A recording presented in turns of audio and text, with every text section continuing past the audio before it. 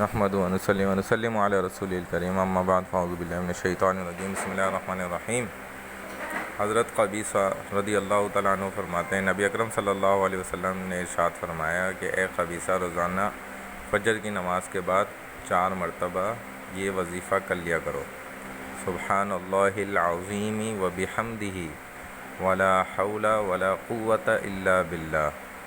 دوبارہ دیکھ لیں، سبحان اللہ العظیم وبحمدہ ولا حول ولا قوۃ الا باللہ۔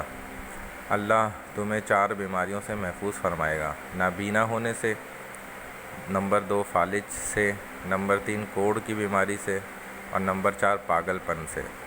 اور اگر یہ بیماریاں ہوں بھی تو یہ وظیفہ پڑھ کر فجر کے بعد اور بیمار کے اوپر دم کر دینا چاہیے، انشاءاللہ اللہ پاک صحت عطا فرمائیں گے۔